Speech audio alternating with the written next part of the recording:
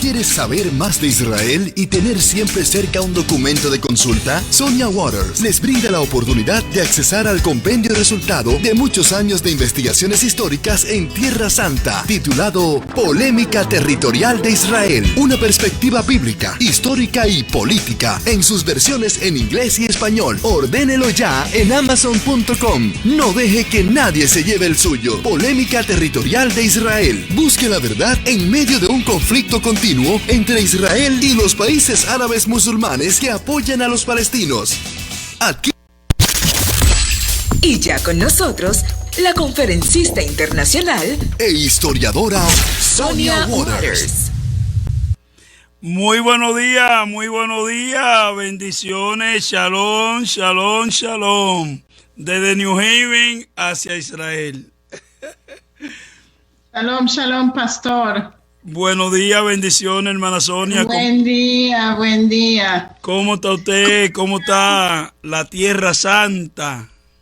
La Tierra Santa está con mucha lluvia y empezó la lluvia y empezó el frío, así que estamos todos acá. Pero eso es bueno, si está lloviendo es bueno porque no había lluvia. Entonces el Eterno está enviando la lluvia para que germine la tierra. Exacto, así es. Hoy tenemos un tema que yo quiero que usted tenga todo el tiempo y yo le prometo que no la voy casi a interrumpir porque necesitamos, es tanta la recesión que estamos teniendo de la gente que hay. Ok, perfecto. ¿Aunque podemos empezar entonces, pastor? Adelante, aquí somos alumnos, aquí estamos como alumnos, sentados en el salón. Puede ser que me lleve un poquito más de una hora. Tómese su tiempo. ¿Está bien, pastor? Tómese su tiempo. Porque es demasiado meterlo en una hora. O sea que voy a tratar de hacerlo en una hora, pero no puedo prometer que esto no vaya con prisa. Esta radio le pertenece al Eterno. Esta radio es para educar, para enseñar, y aquí no andamos comercializando, aquí lo que queremos es edificar a la iglesia. Tómese su tiempo. Sí, señor. Ok, entonces la pregunta es, ¿robó Israel la tierra a los palestinos? Porque esa es la acusación que nos dan, y verdaderamente de esto yo estoy hablando en mi libro, que se llama Polémica Territorial de Israel, ¿ya? Y en este libro está todo lo que voy a decir ahora, Beautiful. Pero lo voy a hacer un poquito más rápido, ¿ok? Para que tengan una idea general, pero en el libro, por supuesto, está mucho más detallado. Y acuérdense, vamos a ver un poquito un contexto de lo que ya hicimos para poder tener la secuencia de todo esto, lo que vamos a ver. Y acuérdense que nosotros tenemos una disputa con respecto a quién le pertenece la tierra prometida. Y la tierra prometida fue prometida a Abraham, Isaac y Jacobo 3.800 años atrás. Entonces la pregunta es, si esa tierra prometida que fue prometida en la Biblia 3.800 años atrás, verdaderamente es una promesa que es relevante hoy, ¿sí? Porque eso pasó 3.800 años atrás. Pero nosotros ya vimos en previos estudios que hicimos que las promesas de Dios, los pactos que Dios hizo con su pueblo, son vigentes hasta hoy en día. Correcto. Lo que Dios prometió a Abraham, Isaac y Jacobo, lo que Dios prometió en un pacto a Abraham en Génesis 12, es el que él iba a ser una bendición a la tierra, que su nombre iba a ser exaltado en la tierra. Y fíjense que todas esas promesas que Dios le dio a Abraham 3.800 años atrás están todavía vigentes hoy en día. O sea, nosotros hemos ya probado esto, ¿sí? ¿Y de dónde a dónde viene esa promesa? ¿De dónde a dónde Dios prometió al pueblo judío? Y está en Génesis 15, versículo 18.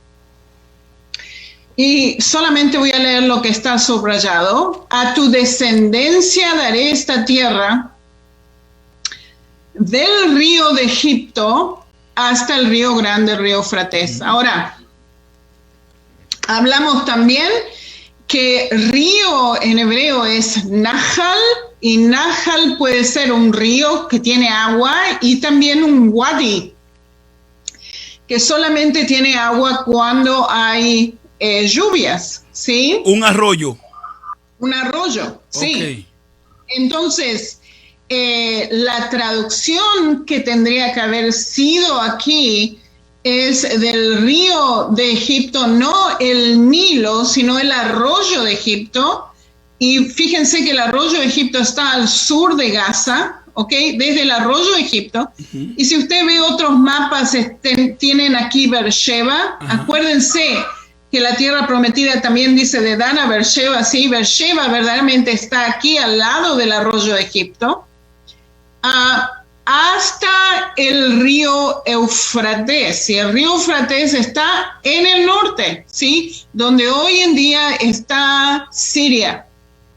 Así que imagínense, miren lo que es el tamaño de este lugar, ¿sí? O sea, ¿qué es lo que abarca, qué países abarca hoy en día este territorio? Es Siria, parte del Líbano, todo lo que sea Jordania de hoy e Israel. O sea que Israel de hoy en día solamente tiene una tercera parte de lo que era ese territorio, ¿sí? Y cuando el pueblo judío verdaderamente tuvo todo ese territorio en el tiempo de David y Salomón, ¿ok? Por unos 100 años, una cosa así. O sea, pero este es el territorio, esta es la tierra de Canaán, ¿ok? Y fíjense lo que nos dice...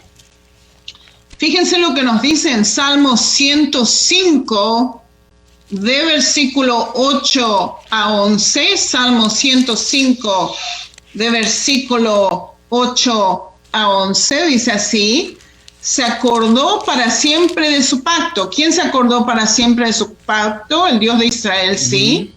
De la palabra que mandó por 1000 generaciones, la cual concertó con Abraham, y de su juramento a Isaac, lo estableció por decreto, lo estableció a Jacob por decreto, a Israel por pacto sempiterno. ¿Qué es lo que significa pacto sempiterno? Significa que tiene un comienzo, ese pacto tiene un comienzo cuando Dios dio ese pacto, pero ese pacto no tiene fin. O sea que es un pacto eterno, que tiene un principio, pero no tiene fin. O sea, ¿qué es el pacto que Dios dio con Abraham, Isaac y Jacobo? Que el versículo 11, diciendo: a ti te daré la tierra de Canaán como porción de vuestra heredad. ¿Ok? Y fíjense que el pueblo judío es el único pueblo en el mundo que ha retornado a su tierra prometida 3 veces en la historia. Ningún otro pueblo en el mundo ha hecho esto. Ninguno. ¿Ok? La primera vez regresamos en el siglo XII antes de Cristo, cuando salieron de Egipto, ¿sí? La segunda vez cuando volvieron de Babilonia, en el año 538 antes de Cristo. Y esta vez que estamos retornando de todas las naciones del mundo, retornamos desde 1800, desde los fines de 1800 en adelante. O sea, 3 retornos en la historia, ¿sí? Que ningún otro país, ningún otro pueblo ha hecho, ¿sí? Ok, entonces vamos a saltar un poco, eso es la parte bíblica. Vamos a saltar, vamos a mirar al territorio, a este territorio, en forma política, para ver si verdaderamente nosotros le hemos robado la tierra a los palestinos, ¿sí? En mi opinión es una aberración, esa acusación que nosotros le robamos la tierra a los palestinos es una aberración y no tiene nada que ver con la verdad, ¿ok? Ahora, fíjense, ¿qué es lo que teníamos aquí? Y pueden ver en al lado pueden ver las fechas diferentes, y eso es lo que voy a hablar de. Y fíjense que ¿qué es lo que tuvimos en esta zona? Tuvimos el Imperio Otomano hasta 1917. El Imperio Otomano cae, la Liga de las Naciones, que después pasaron a ser las Naciones Unidas, la Liga de las Naciones en ese momento da Palestina, todo el territorio que ustedes ven en blanco, da Palestina al mandato británico, ¿ok? Se divide el Medio Oriente como una torta y el mandato británico empieza en 1917 aquí en Palestina y reciben todo este territorio, reciben lo que hoy en día es Jordania y también lo que hoy en día es Israel. ¿Ok?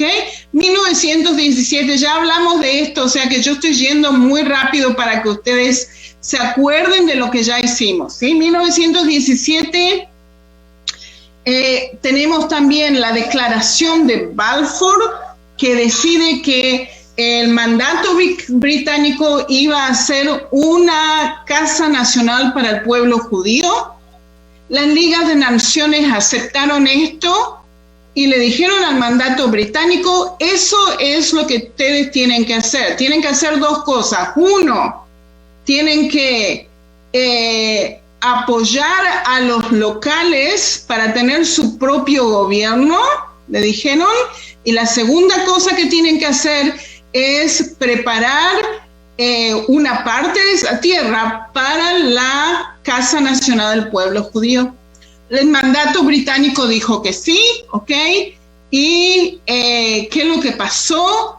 En 1915, 1916, hay correspondencia entre los palestinos y un británico de alto rango en el ejército británico, y ellos decidieron entre ellos en esa correspondencia de McMahon Hussein que los palestinos iban a recibir un pedazo de esa tierra de Palestina, sí, iban a recibir ese pedazo de tierra si ayudan a destruir al Imperio Otomano, si se levantan en contra del Imperio Otomano. Eso es lo que los palestinos hicieron, se levantaron en contra de los otomanos. Entonces los británicos ya en 1922, ya le dan un territorio enorme a los palestinos, 3 veces más grande de lo que es para el pueblo judío. Fíjense, ahí tienen Transjordania, que es 3 veces más grande que lo que tenía que ser para el pueblo judío. O sea, los palestinos ya en este momento, en 1922, reciben una parte muy grande de Palestina. Ahora, lo que queda tenía que haber sido para el pueblo judío, ¿sí? Y fíjense que ya se llama Palestina judía. ¿Ven esto? ¿Ok? Pero, ¿qué es lo que pasó? El pueblo judío desesperadamente se está escapando de las persecuciones, y ya hablamos de las persecuciones. Empieza a venir a la tierra prometida de cientos de miles de ellos, de Rusia, de Polonia, de Europa del Este, de Alemania, escapándose de los nazis, 1933 a 1936. 1933 a 1939, o sea, el pueblo judío se está escapando y viene a la tierra prometida, pero la gente, los palestinos que viven en la Palestina judía, se levantan en contra del pueblo de Israel, no quieren que el pueblo de Israel venga aquí, no quieren estar bajo la autoridad del pueblo judío, no quieren que el pueblo judío tome la tierra. ¿Ok? Y se levantan en contra. Se levantan en contra 2 veces. Pero acuérdense que los palestinos nunca controlaron esta tierra en la historia de la humanidad. Y nosotros ya hemos hablado, sí, todos los diferentes imperios que controlaron esta zona, y en ninguno de ese tiempo había un Estado palestino, ¿sí? Esta zona se llamaba Palestina porque los romanos le cambiaron el nombre a Palestina, no porque ellos controlaron esta tierra. O sea que esta tierra políticamente nunca les perteneció a los palestinos, ¿sí? O sea que ellos tendrían que haber estado contentos con tener Transjordania y dejar al pueblo judío que tenga la parte palestina judía. Pero no, se levantaron en contra del pueblo de Israel. En ese momento el pueblo de Israel empieza a comprar tierra. Acuérdense que hablamos de esto la semana pasada. Compraron todo lo que sea la costa, ok, Edmund Rothschild compró toda la costa, el Fondo Nacional Judío compró el Valle de Jezreel, ok, toda esta zona aquí, y las Naciones Unidas le dio el Negev al pueblo de Israel porque no había nada en el Negev, ¿sí? Y el pueblo de Israel empezó a cultivar el desierto. Entonces, ¿qué es lo que pasa? La Segunda Guerra Mundial pasa. 6 millones de judíos mueren en la Segunda Guerra Mundial. Ustedes no se imaginan el shock, el susto. Todo Israel, todo el pueblo de Israel estaba en luto de haber perdido 6 millones de sus hermanos y hermanas. Hasta hoy en día no hay una persona en Israel que no haya perdido familiar en el Holocausto, para que ustedes se den una idea. O sea, esto fue un desastre, ¿sí? Teníamos 500,000 refugiados en Europa, judíos, que no tenían dónde ir. Los británicos están aquí, en esta tierra, en el mandato británico, y por los levantamientos musulmanes en contra de la inmigración judía a Israel, no permiten que el pueblo judío, después del Holocausto, entre a la tierra prometida. 500,000 refugiados que no saben dónde ir. Nadie los quiere, nadie los quiere. En las Naciones Unidas en 1947, Golda Meir estaba ahí, que después pasó a ser nuestra primer ministra, y Golda dijo, yo vi nación atrás de nación diciendo por qué no iban a tener al pueblo judío. ¿Sí? Y vos los quisieras, están medios locos y trastornados por lo que le pasó en el Holocausto. No tienen plata, no tienen ropa, no tienen propiedad, no tienen nada. O sea que si uno recibe a esta gente, tienen que ayudarlos en todo porque no tienen nada. Y nadie los quería. Los únicos que sí los quería era el asentamiento aquí en Israel. Que dijeron, sí, nosotros queremos nuestra gente de vuelta aquí. Pero ¿qué es lo que pasaba? Los británicos no querían que el pueblo de Israel entre. Y estaban haciendo desastres para que el pueblo de Israel no entre. ¿Por qué? Porque los musulmanes se estaban levantando, los palestinos. Sí, pastor, ¿quiere preguntar algo? Sí, algo que quería aportar. Y es bueno que se sepa en la historia de Latinoamérica, dentro de la situación que había en Alemania con el Holocausto, un barco había zarpado para llegar hasta Cuba, y Fidel Castro, o sea, Bastita era, creo, no lo recibió. Y cuando llamaron a Trujillo, que era un dictador, Trujillo permitió, fueron los primeros judíos que llegaron a la República, que el barco fuera a la República Dominicana, atracó en Manzanillo y le dio una región que es la región de Sosúa. Todo ese territorio, todo casi un pueblo, en la parte noroeste, Trujillo se lo entregó al pueblo judío.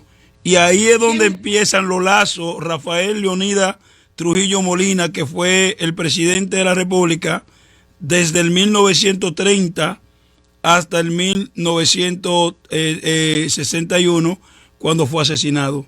Y está en la historia de Israel. Ahí es que empiezan los vínculos y los lazos de amor con la República Dominicana y el pueblo de Israel, siendo aún Trujillo un dictador. Incluso cuando se dio el caso del pueblo del Holocausto, él le declara la guerra a Hitler. Según cuentan los historiadores dominicanos, Hitler pregunta, ¿dónde está la República Dominicana? Porque yo quiero saber quién es el que me está declarando la guerra. Y dice, cuando buscaron en el mapa, él lo vio tan insignificante que pidió un bolígrafo, tomó la tinta y le echó y dijo, ya no resiste la República Dominicana, ¿para qué pelear con ellos? Pero eso es parte de la historia. Y judío dominicano, que tenemos allá la familia Cohen y muchísimos apellidos que son netamente judíos, crecieron en la República Dominicana y sirvieron, hicieron un aporte grande a la República Dominicana en el área agropecuaria y en el área agrícola y también en el área de los negocios.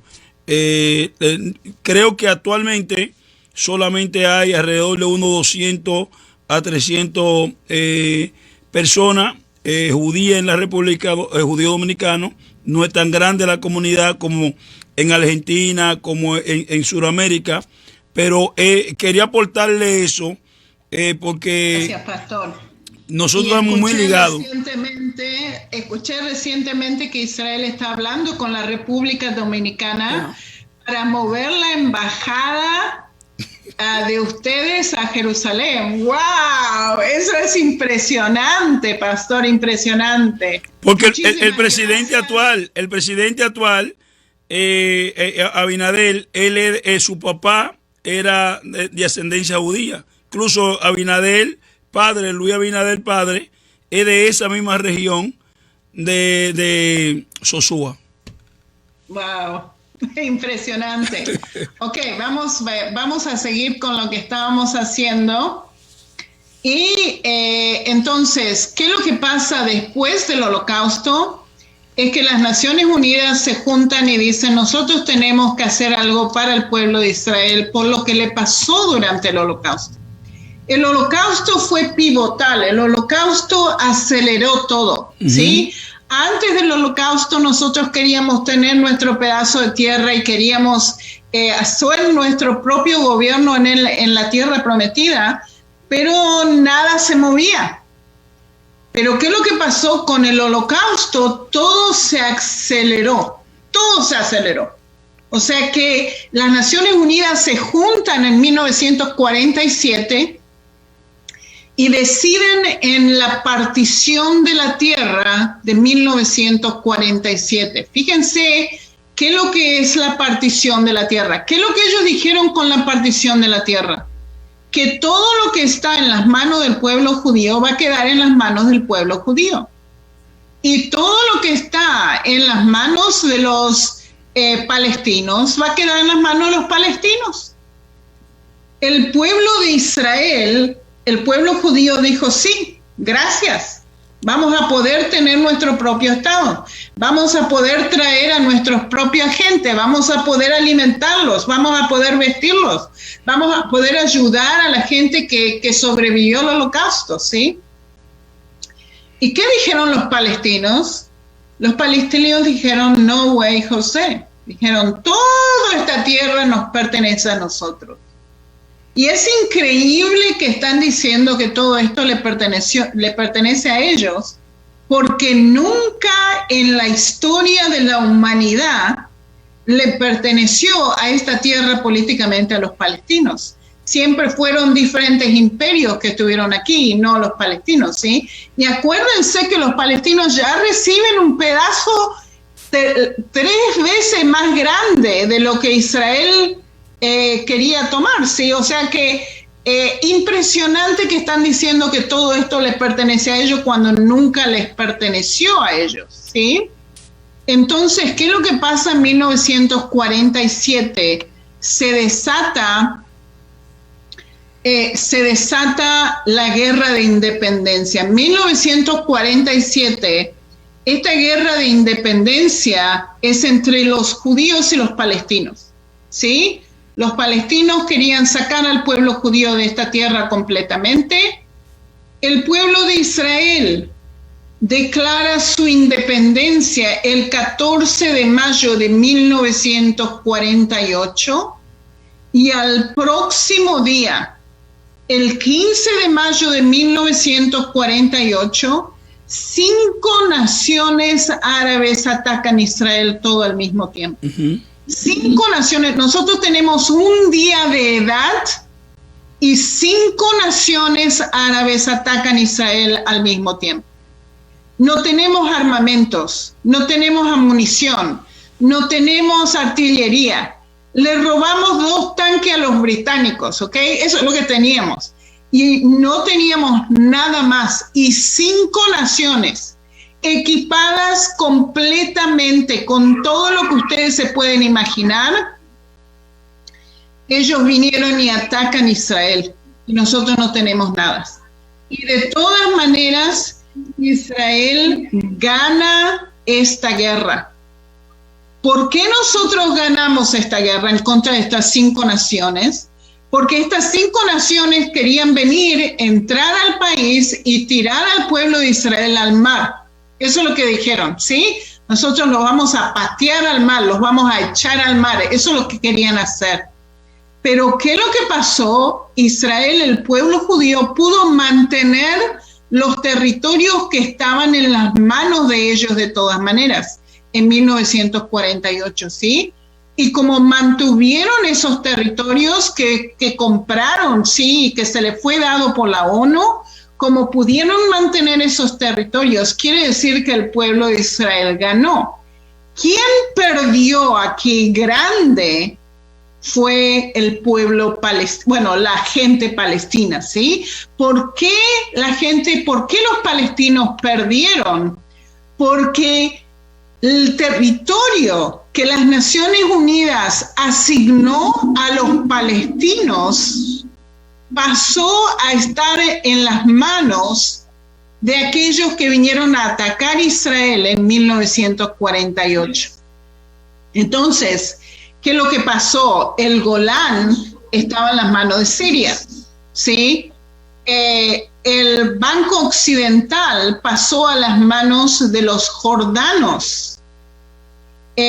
Gaza, pueden ver Gaza aquí, toda esta zona de Gaza y al sur también, pueden ver mi flechita, esto pasó a las manos de los egipcios. O sea que el territorio que tenía que haber estado en las manos de los palestinos pasaron a estar en las manos de las naciones que vinieron a atacar Israel. O sea, la pregunta es, ¿nosotros le robamos a los palestinos? ¿Quién le robó a los palestinos? Los países que vinieron a atacar Israel le robaron a los palestinos. ¿Pueden ver esto? ¿Ok? Los palestinos perdieron muy grande aquí. Si ellos hubieran dicho sí a la partición de la tierra en 1947, ellos ya hubieran tenido su propio estado. Pero dijeron que no. Y ahora lo perdieron su territorio a esas naciones que vinieron a atacar Israel. ¿Ok? Ok. Entonces, ¿qué es lo que pasa? ¿Qué es lo que pasa aquí? Pasan muchas cosas. Estos países que vienen a atacar Israel, ellos empiezan a hacer desastres en contra de Israel. Después de que pierden la guerra, se firma un armisticio en 1949 que determina el territorio que está en las manos de estos países y el territorio que está en las manos de Israel. Y fíjense que los sirios están en los altos del Golán y empiezan a bombardear a los asentamientos judíos que están en el Valle de Jula. Y no sé si pueden ver mi flechita aquí en el norte, al norte del mar de Galilea, tienen un valle que se llama Valle Jula. Y los sirios empezaron a bombardear los asentamientos que estaban judíos que estaban en el valle por 2 años. De 1965 a 1967, por 2 años, bombardearon esos asentamientos de tal manera que el pueblo de Israel tenía que estar bajo tierra para poder sobrevivir. Imagínense estar bajo tierra por 2 años. Y eso es lo que le estaba pasando a estos asentamientos. ¿Y qué es lo que pasó con el Banco Occidental? ¿Por qué nosotros le llamamos Banco Occidental? Porque está al occidente de Jordania y fueron los jordanos que tomaron esta zona, ¿ok? Y por eso le llamamos Banco Occidental. Ahora, ¿qué es lo que estaba pasando con el Banco Occidental cuando estaba en las manos de los jordanos? Los terroristas jordanos estaban infiltrando adentro de Israel, matando gente, entrando en la casa de las personas, matando gente, violando a las mujeres.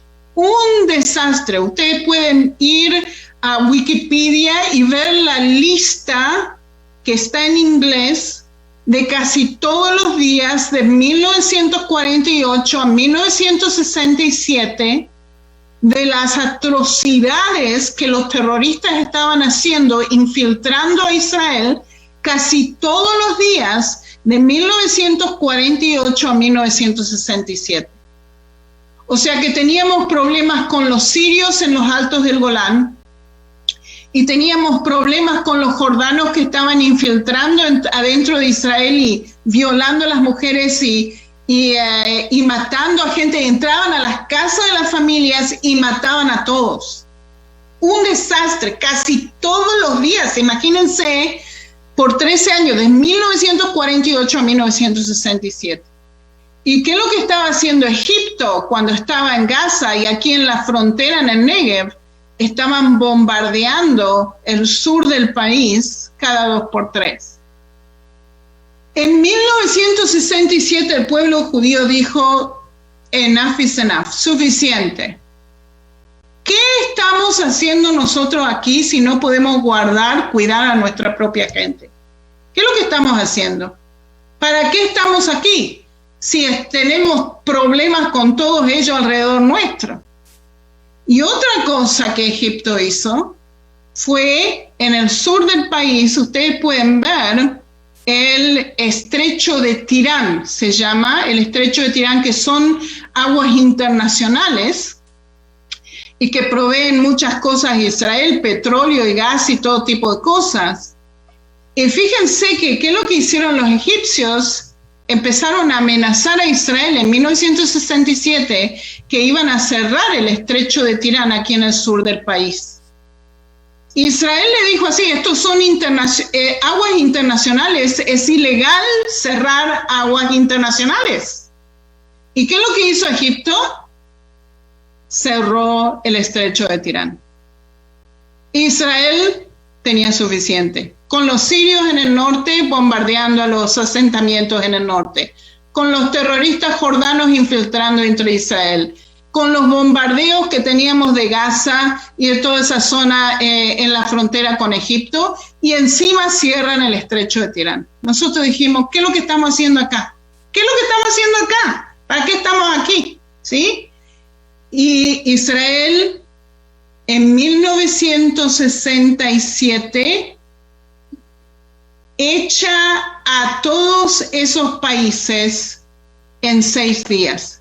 Esto pasó a ser la famosa guerra de los 6 días. En 6 Gloria días, a Dios.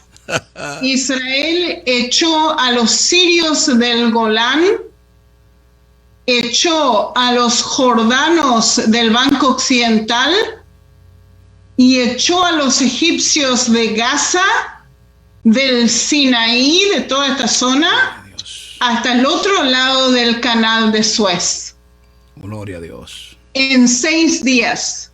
Gloria Esto fue el embarrassment. ¿Cómo se dice embarrassment, pastor? El embarazamiento. ¿Cómo se llama? La vergüenza y el embarazamiento. La vergüenza más grande de las ligas árabes del mundo, ¿sí? Correcto. Porque esta nación chiquitita, que no tenía más de 4 millones de personas en ese momento, echó a 3 naciones en 6 días. ¿Sí? Uno de los milagros más grandes que puede haber pasado en 6 días. Esa guerra fue, perdón hermana, esa guerra fue la que comandó Ariel Sharon. Moshe Dayan. Ok. Moshe Dayan. El Moshe Dayan que fue le faltaba el ojo. Sí, señor. Ese mismo. ¿Ok? En 6 días. Y sin armamento. O sea, Israel no tenía los armamentos que tenían todas estas naciones, porque Egipto era una potencia. Todas estas naciones eran potencias. Israel no tenía los armamentos, pero tenía un corazón y tenía a Dios. Sí, señor. Milagros. Milagros atrás de milagros, atrás de milagros, atrás de milagros. Israel tenía poder aéreo y ¿qué es lo que hizo? Atacó Egipto y todos los aviones estaban en el piso todavía. No alcanzaron a levantar, Israel los destruyó a todos. Gloria a Dios. O sea que ellos tenían la zona del aire, ¿cómo se dice? Bloqueada. O sea, Israel tomó el aire y acabó con la flotilla aérea de todos estos países, lo dejó en tierra. Sí, señor. Gloria a Dios. Gloria a Dios. O sea que en 6 días, en 3 días los echamos a los sirios del Golán, en 3 días. En 6 días a los egipcios y en 6 días a los jordanos. ¿Ok? Ellos hay fotos, ¿no, verdad, hermana? Ellos hay imagen y fotos de cuando ellos están en retirada. Me gustaría ver esa foto. Sí, señor. Sí, señor. Ahora, fíjense que Israel en ese momento le dice así a las ligas árabes, musulmanas. Le dice así: si ustedes firman un tratado de paz con Israel, nosotros le devolvemos todas las tierras mañana. Todo. Ustedes firmen un tratado de paz con nosotros y nosotros le devolvemos la tierra a ustedes. Las ligas de las naciones se juntaron en Sudán en 1967 y nos dieron los famosos 3 no. No negociación, no reconocimiento del Estado de Israel y no paz. 3 no. ¿Sí? Ahora, yo le pregunto a usted, pastor, si estas naciones rechazan paz con Israel, ¿puede Israel retornar la tierra a ellos? No. No. No. ¿Cómo uno va a poder retornar la tierra si ellos no firman un tratado de paz con nosotros? Es un no rotundo, porque es que Israel le está ofreciendo a ellos aún en el derecho legítimo de una guerra. Sí. Israel podía quedarse con todo ese territorio como botín de guerra, pero por amor a la paz, y también para que el mundo vea verdaderamente quiénes son los actores del conflicto, que no es Israel, sino estos países que no quieren paz y nunca la han querido. Entonces Israel ofreció, yo creo que fue una de las estrategias más grandes que usó el primer ministro de ese entonces y la presidencia de Israel en ese entonces. Esos 3 no le mandan un mensaje al mundo y a la comunidad internacional de que verdaderamente los árabes no quieren negociar, sino que quieren destruir a Israel. Sí, señor. Entonces, fíjense que de acuerdo al derecho internacional de guerra, que es un derecho para el cuidado de los ciudadanos de un país, de acuerdo al derecho internacional de guerra, un país puede asumir territorios, puede tomar territorios para proteger sus propios ciudadanos. Esto es legal, esto es parte del derecho internacional de guerra. Pero ¿qué es lo que pasa? Las Naciones Unidas dijeron, no, Israel no tiene ningún derecho de tomar ese territorio. Fíjense lo que es esto. O sea, ellos van en contra de su propia ley, porque odian a Israel, ¿sí? Y están diciendo que todos estos territorios que nosotros tomamos para nuestra propia defensa, que le hemos robado a los palestinos. Pero ¿cómo uno puede robar? Eso lo robaron los países que nos atacaron a nosotros en 1948 y estaban causando estragos en Israel. E Israel los tuvo que echar, no tuvo otra que echarlos. Los palestinos no querían hacer un tratado de paz con nosotros y no quieren hacer un tratado de paz hasta hoy en día. Entonces, ¿a quién le vas a dar ese territorio? si los palestinos no quieren hacer un tratado de paz con nosotros? Y estos países estaban tirando fuego a nosotros también, ¿sí? Entonces, ¿qué es lo que puede Israel hacer? ¿Cómo nos dicen a nosotros que nosotros hemos robado la tierra? Nosotros estamos tratando de hacer un tratado de paz con ellos y ellos se niegan. ¿Que nosotros no tenemos derecho a proteger a nuestra propia gente? Incluso, hermana Sonia, porque estas enseñanzas son muy importantes. Ha sido tanto el esfuerzo de Israel para tener un tratado de paz con los países árabes, porque todo es la manzana de la discordia, es la franja de Gaza y todo ese territorio que se conoce como Palestina árabe. Se cumplieron en esta semana 25 años de la muerte del primer ministro Isaac Rabin, que usted sabe lo que pasó. Él fue uno de los últimos esfuerzos cuando en Oslo, bajo la mediación de Bill Clinton y los países europeos, se llegó a un acuerdo, se firmó con Arafat en Camp David, pero esto le costó la vida a Isaac Rabin. 25 años, ahora el día 3, yo creo que fue el martes o 4, que pasó esta tragedia. Hasta el sol de hoy, el mismo Yasser Arafat nunca quería paz con Israel. Todo era una mediática política para él sacar dinero de los países que apoyan a los palestinos, y nunca hubo una iniciativa genuina, y nunca lo ha habido. O sea, si nosotros nunca lo ha habido. O sea, lo real, dice que a Dios lo que Dios y a César lo que dice. Nunca el pueblo palestino ha querido una mediación real, de una paz real. Y lo que el mundo no sabe es, y es buena esta enseñanza, que aún dentro del mundo evangélico hay muchos creyentes que ven a Israel como si fuera abusador de los palestinos, y eso no es verdad. Eso no es verdad. Y este espacio y este foro, yo le doy la parte a usted, que usted es nuestra instructora, que el pueblo evangélico lo sepa. Y usted lo ha dicho repetidamente. Nunca esa tierra le ha pertenecido. Nunca fueron una nación que predominaron en esa tierra. Ahora, si hay prueba histórica, hay prueba arqueológica que se le puede demostrar al mundo que Israel posee esa tierra, y que, como yo lo he dicho, la manera de interpretarla como un gentil es que el único pueblo de la tierra que tiene una coordenada que se la dio el mismo Dios. Ningún pueblo de la tierra puede decir: tengo un territorio que Dios, el Eterno, dijo, te toca de tal punto a tal punto. El único pueblo en la tierra que tiene un territorio geográfico con una coordenada dada por el Eterno es el pueblo de Israel. Sí, señor. Sí, señor. Pero nos pelean.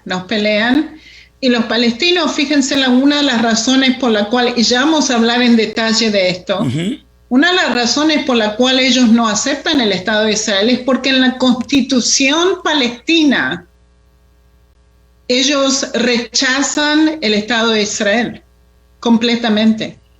Tienen prohibido en su propia Constitución reconocer el Estado de Israel. Y fíjense que el Estado de Israel le da a los palestinos agua, electricidad, de todo. Todo lo que ellos necesiten. Trabajo, sí. De todo. Inclusive con Gaza. Fíjense que Gaza nos tira cohetes cada 2 por 3.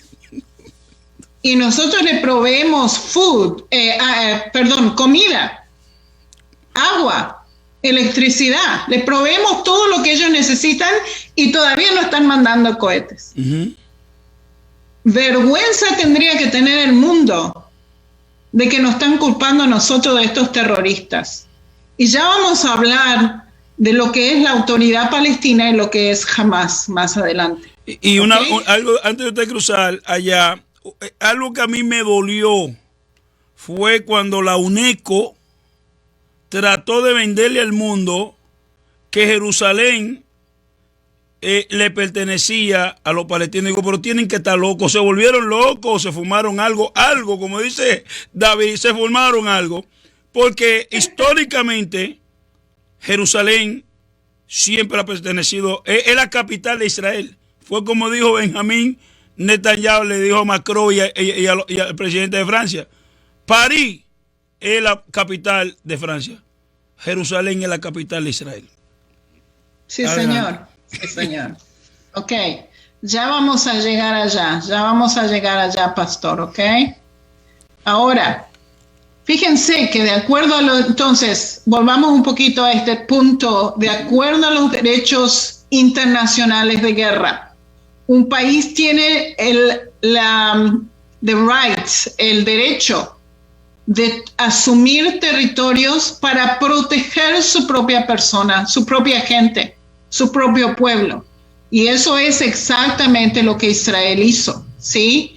Pero ¿qué es lo que pasó? Los palestinos dijeron, los países árabes que nos rodean dijeron, nosotros los vamos a agarrar. Algún día nosotros los vamos a agarrar. Nosotros los vamos a tirar al mar. Eso es lo que nos dijeron, ¿ok? Y fíjense que ese día casi pasó en la guerra de Yom Kippur. Que es el día del perdón, ¿sí? El perdón judío, en 1973. Y yo quiero explicar un poco en detalles esta guerra, si me permite, pastor. Fíjense que fueron 13 naciones árabes que atacaron Israel al mismo tiempo. Esto fue las fuerzas armadas más grandes que el mundo vio en la historia de la humanidad, lo que pasó aquí. 13 naciones árabes, o sea, 12 naciones árabes con el apoyo de Rusia, ¿ok? 13 en total.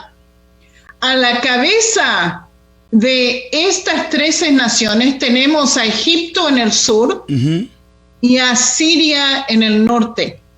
Para que se den una idea de la diferencia que había, los sirios en el norte tenían 1.700 tanques. Nosotros teníamos 169 tanques protegiendo el Golán. Así que imagínense lo que es eso, ¿sí? La diferencia entre armamentos entre los países árabes, lo que nosotros teníamos, nosotros insignificantes en el mundo árabe, ¿sí? Chiquititos en el mundo árabe en 1973, y 13 naciones árabes nos vienen a atacar. Y nos agarran en el día de Yom Kippur. El día del perdón es el día más sagrado en el calendario del pueblo judío. Es el día en cual todo el mundo de Israel está en la sinagoga, están orando a Dios que perdone los pecados. No hay radio, no hay televisión, la gente no se llama por teléfono uno al otro porque es un día sagrado que están todos orando. Y ese día fue el día que nos atacaron esas naciones. Ahora, a la cabeza de Israel estaba Golda Meir, que fue la primer ministra de Israel, y el comandante en jefe de los ejércitos israelíes era Moshe Dayan en ese momento. Golda Meir le dice a Moshe, se están amasando en nuestra frontera, nosotros tenemos que llamar a los chicos, tenemos que llamar al ejército. Tienen que venir tenemos que juntar a los voluntarios, tenemos que juntar a todos porque nos van a atacar. Y Moshe Dayan le dice a Golda, no te preocupes, todo va a estar bien. No nos van a atacar, nada va a pasar. Y fíjense que es lo que Moshe Dayan le dice a Golda, anda a la casa de tu hija, que tengas un buen ayuno, todo va a estar bien, no va a pasar nada. Y Golda sabía en su corazón que algo estaba terriblemente malo y no se fue a la casa de la hija, se quedó en Tel Aviv donde ella estaba. ¿Y qué es lo que pasó? El día de Yom Kippur de 1973, cuando estamos todos en la sinagoga, cuando el ejército israelí está lo más bajo posible, o sea, todos quieren estar con la familia, ¿sí? Atacan esas 13 naciones. Y por 2 días nadie los puede parar. Por 2 días ellos entran a Israel. Y fíjense que ¿qué es lo que querían hacer estas 13 naciones? Querían cortar al país en 2. La parte norte iba a tomar Siria y la parte sur del país iba a tomar Egipto. Eso era el plan. Y empezaron a entrar los sirios en el alto del Golán, en el norte, ahí donde ven las flechitas rojas y las flechitas azules. Y el ejército israelí no les permite a los egipcios a los sirios entrar más allá del Golán. O sea, estos 169 tanques estaban previniendo a 1.700 tanques entrar a Israel. Fíjense lo que es esto, ¿sí? Y le pelearon, pero una pelea tremenda. Y les quiero demostrar algunos de los milagros que pasó, ¿sí? Y fíjense que un comandante de una unidad de tanques aquí en Israel tiene 12 tanques. Este comandante de la unidad de tanques estaba de luna de miel cuando atacaron estas 13 naciones. Él vuelve al país en el día de Yom Kippur, se va al hospital y saca a los chicos, a los soldados que están todos heridos del hospital, se firman a ellos mismos afuera del hospital, heridos, y él toma 13 tanques, 8 de los cuales tuvo que reparar, y va y ataca el ejército sirio, que en este momento ellos ya perdieron casi 1.000 tanques, ¿sí? Pero en este momento le quedan otros 600 o 700 tanques todavía en el norte. Con 13 tanques, le ataca 600 o 700 tanques. Y los sirios, empiezan a retroceder. Y retroceden del Golán, del norte, retroceden del Golán, van hacia Damasco, que es la capital de Siria, y los 13 tanques israelíes, cuando ven que los sirios se están yendo para Damasco, le llaman a Golda, le dicen: Golda, ¿qué es lo que hacemos? Ya estamos a la frontera con Damasco. Y Golda le dice: vuelvan al Golán y cuiden el Golán. Nosotros no sabemos qué es lo que está pasando. Nosotros no sabemos por qué los tanques sirios pegaron la vuelta y se fueron para Damasco. Nosotros no sabemos por qué. Porque nosotros solamente tenemos 13 tanques. ¿Cómo puede ser que estos 600, 700 tanques no se paran y empiezan a bombardear a los israelíes? ¿Por qué se pegaron la vuelta? ¿Sí? 20 años después, 30 años después, los historiadores israelíes se van y le preguntan a los sirios: díganme, ¿por qué pegaron la vuelta? Y ellos dijeron 2 cosas. Uno, que nos dijeron que nosotros teníamos miles de tanques. O sea, ellos vieron muchos más tanques de lo que nosotros verdaderamente teníamos. Wow. Ese que es milagroso, ¿sí? Wow. Esa es la primera. Y segunda, que vieron una luz muy fuerte atrás de los tanques israelíes. Tuvieron terror a esa luz y pegaron la vuelta hacia Siria. Wow. Estos tanques israelíes la llaman a Golda, le dicen: Golda, ¿qué es lo que hacemos? Y Golda le dice: vuelvan al Golán, a los altos del Golán, y cuiden el Golán. Eso es lo que le dice Golda. Y fíjense qué milagro, ¿sí? Ahora, ¿qué es lo que pasó con el ejército egipcio? El ejército egipcio entra por Gaza, se va hacia Tel Aviv. Fíjense dónde está Tel Aviv. Y después de 2 días de avance, paran a 22 kilómetros de Tel Aviv. Fíjense, si ellos hubieran avanzado unas horas más, hubieran tomado una de las ciudades más grandes de Israel, Tel Aviv, un desastre, ¿sí? Pero ellos pararon 22 kilómetros afuera de Tel Aviv, al sur de Tel Aviv. Y fíjense que ese día que ellos pararon, ellos hacen trincheras, se van para abajo la tierra. Y Israel lo estaban bombardeando de arriba con los aviones, pero ellos no se movían porque estaban contentos ahí bajo tierra. ¿Y qué es lo que hizo Israel?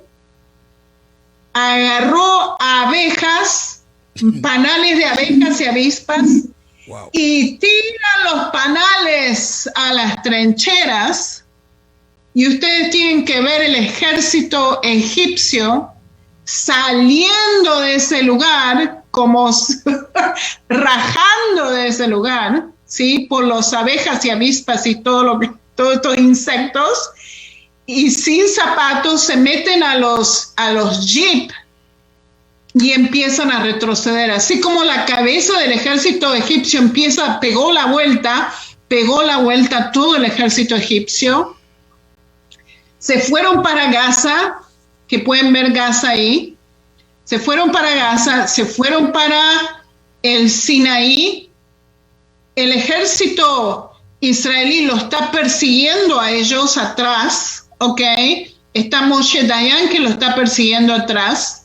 Ellos se van hacia el Suez Canal, al canal de Suez, cruzan el canal de Suez, el ejército israelí está atrás de ellos, y se van para Cairo, que es la capital de Egipto, ¿sí? Y afuera de la capital de Egipto, el ejército israelí rodea al ejército egipcio como 3,000 personas, y los tiene ahí afuera de la capital de Cairo. Moshe Dayan la llama a Golda y le dice: Golda, déjame que los mato, dice Golda. Y Golda le dice: ¿vos estás loco? ¿Querés matar a 3,000 personas que ya no están peleando? No los mates, déjalo que vayan a Cairo. Y uno puede ver los documentales de ese tiempo cuando los brazos del ejército israelí se abren y los soldados egipcios caminan a Cairo sin zapatos. Se van caminando a Cairo. Wow. Y después Golda le dice a Moshe Dayan: volvé al canal de Suez, cruzar el canal de Suez y cuidar el canal de Suez. Eso es lo que le dice Golda a Moshe Dayan, y eso es lo que el ejército israelí hace. O sea, fíjense que si Dios no quisiera que nosotros estuviéramos aquí en la tierra de Israel, en el Estado de Israel, no estaríamos aquí. ¿Quién puede sostener, quién puede pelear 13 naciones? No. Con el apoyo de Rusia. No. ¿Ya? No. Fíjense lo que pasó, ¿sí? Fue Dios el que protegió esta tierra. Milagros atrás de milagros atrás de milagros. Sí, pastor. Sí. Usted dio la enseñanza de Go, príncipe, Go, príncipe de Magog. Se ve aquí la intención de Rusia, es una intención muy vieja en contra del pueblo hebreo. Donde sí, Rusia ve la oportunidad de aliarse con alguien para hacerle daño a Israel, siempre ha estado ahí. O sea que hay algo histórico, profético de esta nación en contra de Israel. Porque fíjense que la Unión Soviética hasta hoy en día apoya a Irán. Ajá. Irán, que fue bloqueado por las Naciones Unidas, que fue, o sea, los Estados Unidos también están hablando contra Irán, también Israel, y le hicieron un bloqueo económico. Un cerco, lo bloquearon. Un cerco económico, pero los rusos todavía apoyan a los iraníes y los siguen apoyando a los iraníes, que es musulmán, ¿sí? Los rusos siempre han apoyado al mundo musulmán, porque son los vecinos, digo yo. Ok. ¿Ya? Okay. Tienen Irak, tienen Irán, tienen todos estos países. Hacen frontera. Hacen frontera con todos estos países musulmanes. Ajá. ¿Sí? Y quieren tener poder en el Medio Oriente. Esa es la base de ellos, ¿sí? O sea que tienen que estar en buenas con el mundo musulmán. Correcto. Eso es lo que es, digo yo. ¿Ok? All right. Fíjense, yo les quiero mostrar la diferencia entre las diferentes fuerzas de los ejércitos. ¿Qué es lo que Israel tenía? ¿Cuántos soldados tenía? 375,000 a 400. Miren cuántos soldados tenían las fuerzas musulmanas de las 13 naciones. Como 1 millón de personas. Fíjense la diferencia. Israel tenía 1.700 tanques. Esto está mal, no es tanto. Yo creo que son 500. Esto lo saqué de Wikipedia, pero no es correcto. Ellos tenían los tanques que las fuerzas musulmanas tenían. Miren lo que tenían, 3.430 a 3.600 tanques. Todos ellos juntos, ¿sí? 3.900 a 4.000 vehículos blindados. 3.000 en el lado de Israel. 945 unidades de artillería, 1.720 unidades de artillería del lado del musulmán. Fíjense la diferencia increíble que hay entre las dos fuerzas, ¿sí? Y el Señor de todas maneras nos salvó. Wow. Que es un milagro. ¿Okay? No sé si contarles de vuelta de lo que pasó. Correcto. Con... ¿Sí, señor? ¿Quiere que le cuente? Sí. Con Nixon. ¿Se acuerdan de Nixon?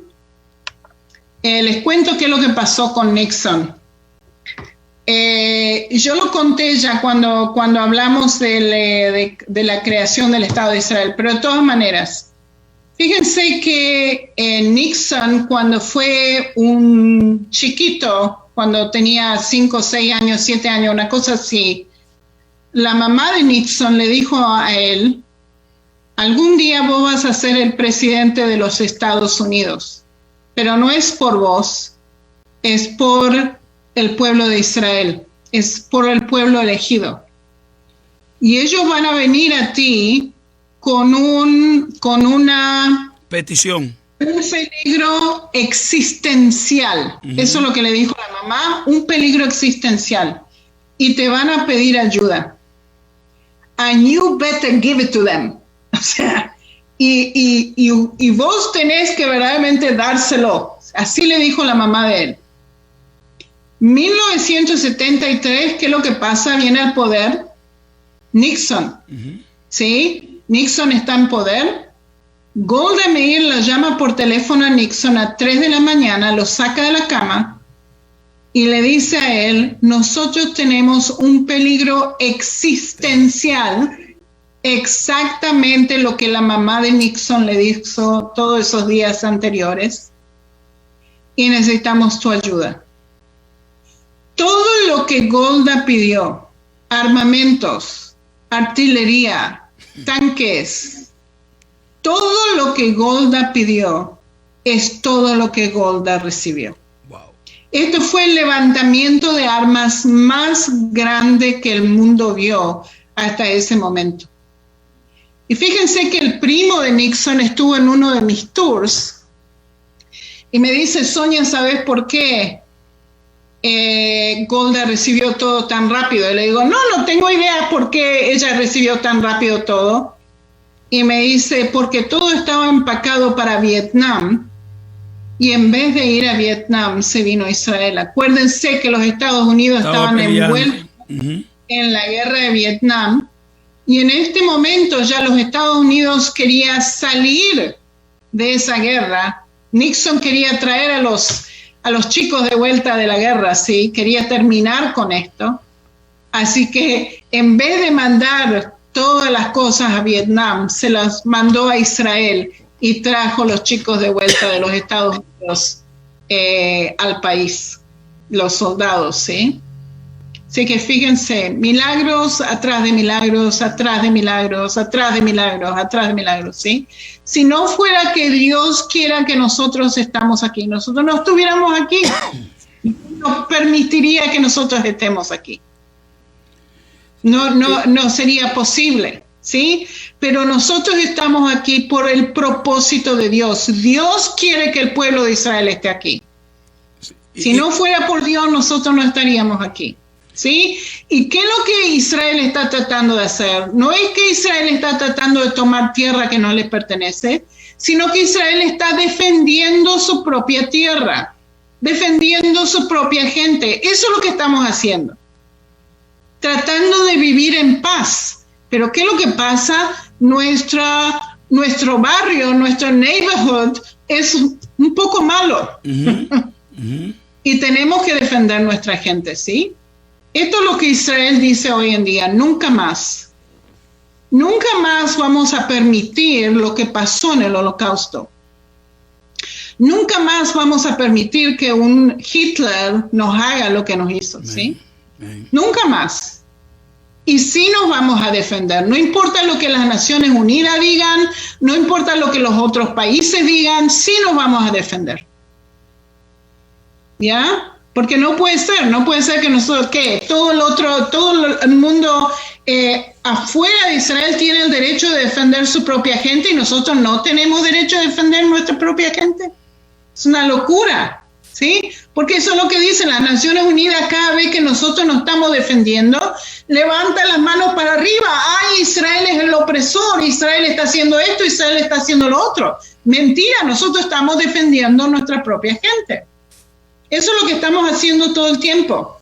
Y hemos tratado de devolver la tierra a los países que tuvimos que echar, pero esos países no querían en ese momento firmar un tratado de paz con Israel.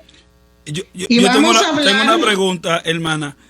Mientras usted está hablando, mi mente va evolucionando. Usted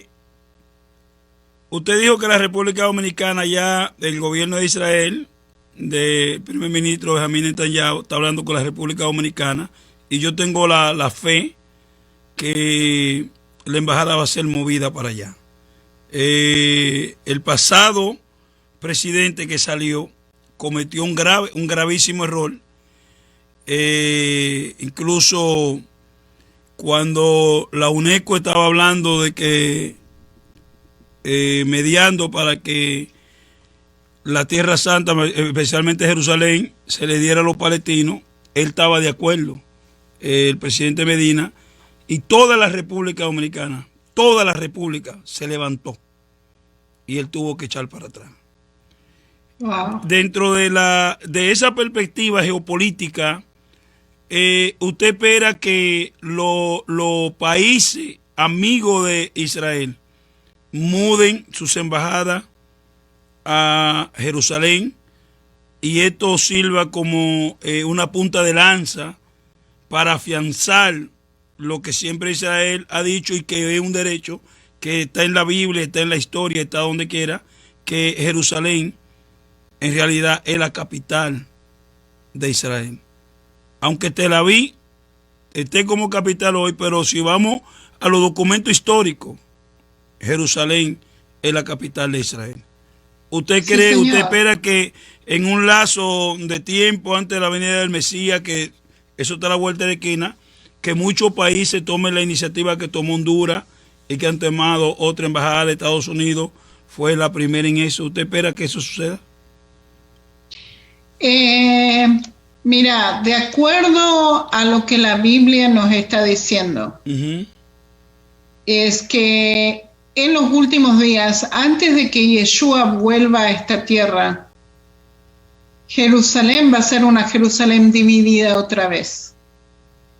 Jerusalén va a ser tomada, los ejércitos Acuérdense en el libro de Apocalipsis 11 y también en el libro de Zacarías 14 dice que Jerusalén, parte de Jerusalén va a caer, que yo pienso que es el este de Jerusalén, ¿sí?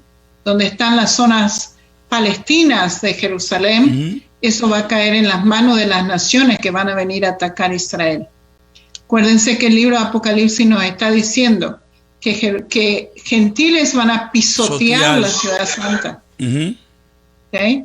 O sea que muchos problemas están viniendo sobre Jerusalén. O sea, sí, es muy bueno que naciones atrás de nación están diciendo que mueven su embajada a Jerusalén, pero eventualmente Jerusalén es un tema de tropiezo a las naciones. Okay. Y va a causar terribles problemas, ¿sí? Antes de que Yeshua venga. Y podemos hablar de Jerusalén más adelante, Pastor. Okay. En detalle, políticamente, qué es lo que esto significa. ¿Sí?